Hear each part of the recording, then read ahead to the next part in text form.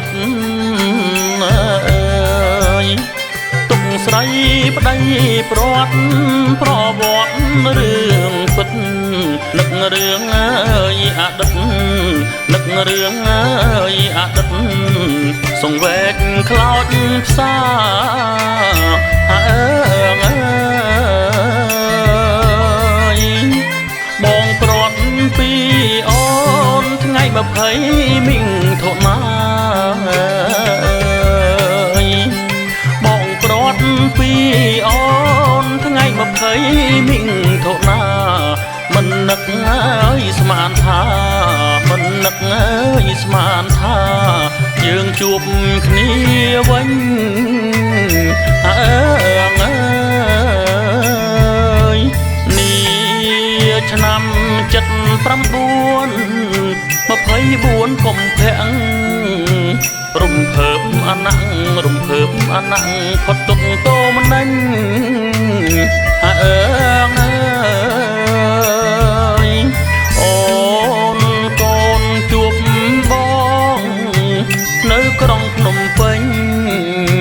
ហាស្ដីមិនចេញហាស្ដីមិនចេញរំភើបហុំខ្លែងអើគូព្រេងមិនព្រាត់ប្រវត្តិកត់ត្រាគូព្រេងមិនព្រាត់ប្រវត្តិកត់ត្រារឿងរ៉ាវសាវតារឿងរ៉ាវសាវតាគ្រប់ទីកន្លែងអើត្បូងឃ្មុំមេមុត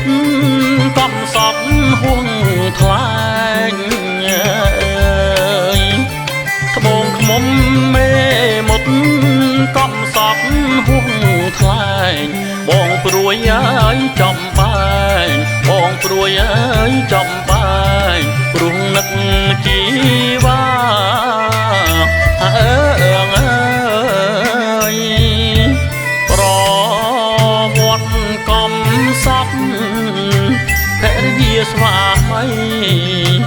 កូនណែតក្នុងផ្ទៃកូនណែតក្នុងផ្ទៃសង្វេគអនិច្ចាអើបងចេញតស៊ូប្រឆាំងអង្គការព្រំលិញខិតចាព្រំលិញខិតចាប្រត់ហើយជួបវិញអើ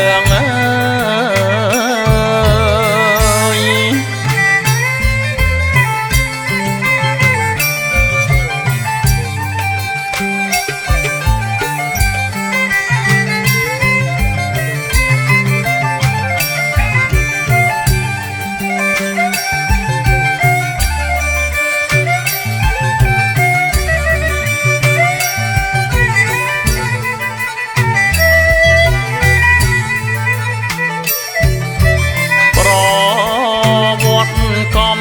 សត់ភរិយាស្វាមីកូនណែតក្នុងផ្ទៃកូនណែតក្នុងផ្ទៃសង្វេគអនិច្ចាអើយបងចេញតស៊ូប្រឆាំងអង្គការព្រំលិញខិតចាព្រំលិញខិតចាប្រត់ហើយជួបវិញ